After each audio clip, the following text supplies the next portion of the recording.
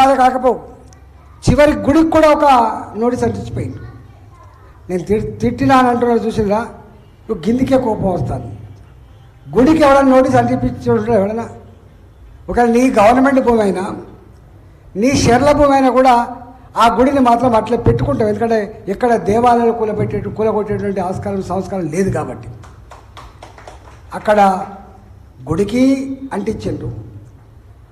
60 ఏళ్ల క్రితం లేఅవుట్ చేస్తే కట్టుకునే ఇళ్ళకు కూడా వాళ్ళు నోటీసులు ఇచ్చారు. పక్కకే ఒక జొన్నల గడ్డ అని ఉంటుంది, జొన్నల గడ్డ. ఆయన, నేను ఈ కాలనీ పెద్ద మనిషిని, మా తాత వచ్చినట్టుంది, నాకు కూడా అంత లేదు, మరి నీ వయసు ఎంత అంటే నా వయసు 60 ఏళ్ళు. అంటే ఆయన పుట్టేనాటికి ఆ కాలనీ ఉంది.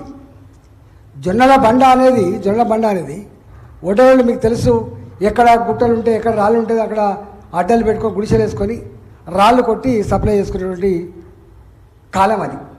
అంటే తాత తండ్రి కొడుకు ఇవాళ 60 ఏళ్ళు ఎప్పుడో కట్టుకున్న ఇళ్లకు నోటీసులు ఇచ్చిండు. ఇట్లా అనేక దిక్కుల చెరువుల పక్క పొంటి ఉన్నటువంటి బస్తీలు కావచ్చు, ఇట్లాంటి వస్తే నేను కొట్లాడంగా అన్నిటికంటే బాధ ఎక్కడ స్టార్ట్ అయిందంటే, నేను ఒక్కరిని కొట్లాడితే ఇది బయటికి రాకపోవు.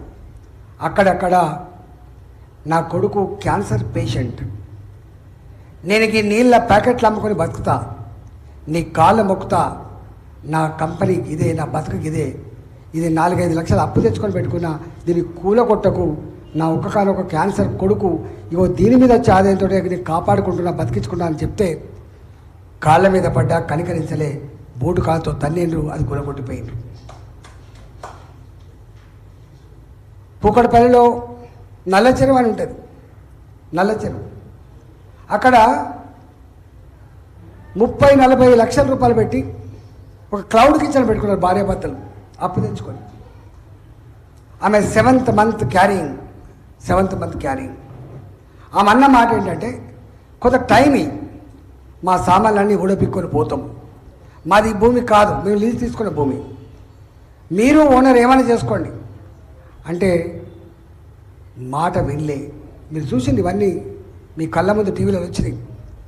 7 నెలల గర్భవతిని, నాకు ఇది తప్ప వేరే దిక్కు లేదు, నీ కాళ్ళ మొక్తా వదిలిపెట్టమంటే క్షణాలలో పట్టే బుల్డోజర్లు పోయినాయి, పప్పు చేసి వెళ్ళిపోయినాయి. ఆ పక్కకే ఒక ఆమె యాదవ కుటుంబం ఉంటుంది, ఆమె పేరు బుచ్చమ్మ. పాపం ఆమెకున్న ల్యాండ్ని 3 బిడ్డలకు పంచింది సమానంగా. ఆ 3 బిడ్డలకు నోటీస్ వచ్చింది. నోటీస్ రాగానే ఆ అల్లుళ్ళు పోయి మాకు అమ్ముకోవడానికి ఉండడానికి వెళ్ళని భూమి ఇచ్చిండ్రు, మా కట్నం పైసలు మాకేమని చెప్పి ఒత్తిడి చేస్తే రాత్రిపూట గత్యంతరం లేక బుచ్చమ్మ సూసైడ్ చచ్చిపోయింది. ఇవన్నీ జరిగిన తర్వాత నేను లొల్లి పెట్టుడు మొదలుపెట్టాను.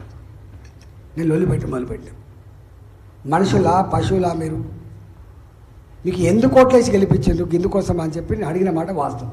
అంటే 4-5 నెలలు కొట్లాడిన తర్వాత అప్పుడు సమాజానికి అర్థమైంది, ఓహో ఏదో జరిగిపోతుందని. అప్పుడు కొంత వెనుకకు తగ్గింది.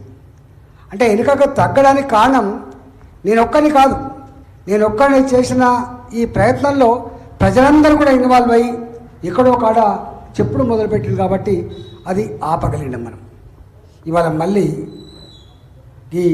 ఇక్కడ మూసీ నది ఈ పక్కగా ఉంటాయి చైతన్యపురి. నీదెట్లయితే old colony, Chaitanyapuri oldest colony. ఇక్కడ మొట్టమొదలు వచ్చిన కాలనీ ఈ వనస్థలిపుర కాలనీ, అప్పుడు ఎన్జిఓ కాలనీ అయితే పక్కకే వచ్చిన కాలనీ చైతన్యపురి కాలనీ. కోటి నుంచి వెళ్ళి బస్సులు ఎక్కలేకపోయినా చైతన్యపురికి బస్సు ఉండేది, ఇక్కడ బస్సు ఉండేది. చైతన్యపురి కాలనీ పక్క పంట ఉన్నటువంటి దగ్గర పెద్ద పెద్ద బిల్డింగులు అపార్ట్మెంట్స్ నోటీసులు ఇస్తారు. నేనన్నా ఎందుకు ఇస్తున్నారు నోటీసులో అంటే, లేదు ఇదంతా మేము బ్యూటిఫికేషన్ చేయాలి. అరే బ్యూటిఫికేషన్ చేస్తా అన్నప్పుడు రా మాట్లాడు, నీకు ఎక్కడ దాకా కావాలో చెప్పు, నా భూమికి ధర ఎంత ఉందో, నా ఇల్లుకు ధర ఎంత ఉందో, నా కట్టి తీసుకొని నీకు అంత అవసరం ఉంటాయని చెప్తే మేము ఎవరిని అడగాల్సి అక్కర్లేదు. ఇది బఫర్ జోన్లో ఉందని మీరు నమ్ముతారో లేదో 300 మీటర్ల మూసి నుంచి గీతలు పెట్టి ఇవన్నీ కూడా కూలగొడతాం తీసుకుంటామని చెప్పి దాంట్లో అక్కడక్కడ కిరాయి ఉంటారో చూసినావా ఆ కిరాయి ఉన్న తీసుకొచ్చి మీ వనస్థలిపురం డబుల్ బెడ్రూమ్లలో ఇచ్చి వాళ్ళతో మాట్లాడిచ్చింది ఏమని మంచిగా ఉంది నా ఇల్లు గవర్నమెంట్ మంచిగా నాకు సాయం చేసిందని చెప్పి వాళ్ళతో మాట్లాడిచ్చింది అక్కడ నేను 2 రోజుల పాటు పక్షి లెక్క పొద్దున కూర్చుంటే రాత్రి దాకా పొద్దున్న మళ్ళీ 24 hours దాకా లేవలే మేము అట్లా 4-5 రోజులు చేసి తప్ప అక్కడ అది కాపాడబడలే ఇవాళ మీరు చెప్తున్న ఈ పని నేను ఎక్కడికో పోయినా మళ్ళా అప్పుడు ఏమన్నారు ఇప్పటి నుంచి వెళ్ళి నోటీసులు ఇయ్యము కట్టిన కూలగొట్టము ఆక్యుపేషన్లోనే గుంజుకోమని చెప్పింది నిజమే కదా అని చెప్పి అనుకున్నాం మళ్ళీ మొన్న ఇక్కడ బాచుపల్లి అనే ప్రాంతంలో 2017లో 7 అంతస్తుల భవనాలు పెద్ద పెద్ద అపార్ట్మెంట్ కడితే దానికి నోటీసులు ఇస్తే నేను అన్నా అరే ఒక దిక్కేమో ఇక కూలగొట్టమని పడుతుంది ఇబ్బంది పెట్టమని పడుతుంది ఇక ఇప్పుడు అయిపోయిందన్న పడుతుంది మళ్ళీ నోటీసులు ఇవ్వబడుతుంది నోటీసులు ఇచ్చింది కూలగొట్టడానికా నోటీసులు ఇచ్చింది బెదిరియడానికా డబ్బులు వసూలు చేయడానికి అని చెప్పి నేను మాట్లాడినా అని కొంచెం అడిగిన నేను అరే ఇదేం పద్ధతి ఇదేం కథ కొంచెం బాధ అనిపించింది ఎందుకంటే పిల్లలు జల్లు అందరూ వచ్చి ఏడుతున్నప్పుడు కాలేజీ పడుతున్నప్పుడు నాకు కూడా కొంచెం దుఃఖం ఆగక మాట్లాడినమాట వాస్తవం నా మీద ఎన్ని ప్రెస్ మీట్ పెట్టించిండ్రు మీరు చూసారు ఇప్పుడు మళ్ళీ ఈ ఇష్యూ ఉన్నది నేనేమంటున్నా వారి ఈ ప్రభుత్వం 5 ఏళ్ళకి ఒకసారి మారుతుంది కావచ్చు అనేక మంది ముఖ్యమంత్రులు చూసింది మీరు ఎన్టీ రామారావు నుంచి 83లో ఎన్టీ రామారావు నుంచి మొదలుపెట్టి అనేక మంది ముఖ్యమంత్రులు ఇప్పుడు చూసింది మనం ఏమంటున్నామంటే ముఖ్యమంత్రులు మారినా ప్రభుత్వాలు మారినా అంటే పార్టీల పరంగా ప్రభుత్వాలు మారినా వ్యవస్థ మాత్రం ఉంటుంది ప్రభుత్వం అనేది ఒకటి ఉంటుంది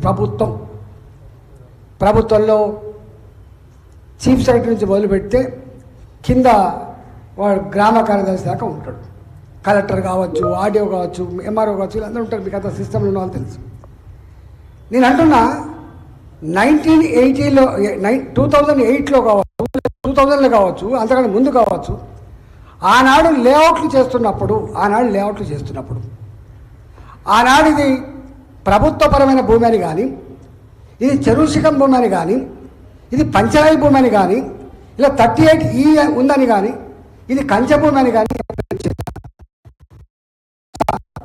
ఆనాడు దేనికి ఆశపడారో తెలియదు మీరు బాజాప్తా వాళ్ళు పెట్టుకుంటే అది పట్టా భూమి అని చెప్పి మీరు ఇచ్చి ఇప్పుడు మీరు అయితే సర్వే నెంబర్ 2 నుంచి మొదలుపెట్టి సర్వే నెంబర్ 12 వరకు 13 వరకు అంటున్నారు ఆనాడే కనుక మీరు ఇది గిట్లాడి భూమి అంటే లేఅవుట్ చేస్తుంటాను ఆయన లేఅవుట్ చేస్తాడా లేఅవుట్ చేసినప్పుడు ఆపకపోతుంది ఆ తదుపరి మున్సిపాలిటీ పర్మిషన్ ఇచ్చే లేదా గ్రామ పంచాయతీ పర్మిషన్ ఇచ్చే బాయాతో డబ్బులు కట్టించుకుంటుంది మేము ఇల్లు కట్టుకుంటుంది మేమంతా అందరిలాగా లేదా కొందరిలాగా మేము దొంగతనం చేస్తే వచ్చిన పైసలు కాదు ఉద్యోగం చేసి ప్రైవేట్ ఉద్యోగం చేసి చిన్న చిన్న వ్యాపారం చేసుకొని ఊళ్ళల్లో భూములు అమ్ముకొని ఇక్కడ పిల్లల్ని చదివించుకుందామని చెప్పి ఇలా పైసా కలేసుకొని ఇల్లు కట్టుకుంటే మేము ఉన్నంతలో ఇంకా ప్రశాంతంగా ఉంటే ప్రశాంతంగా ఉండకుండా మా జీవితంలో కల్లోన లేపే అధికారం నీకు ఎవడిచ్చిండు అని చెప్పి అడుగుతున్నాను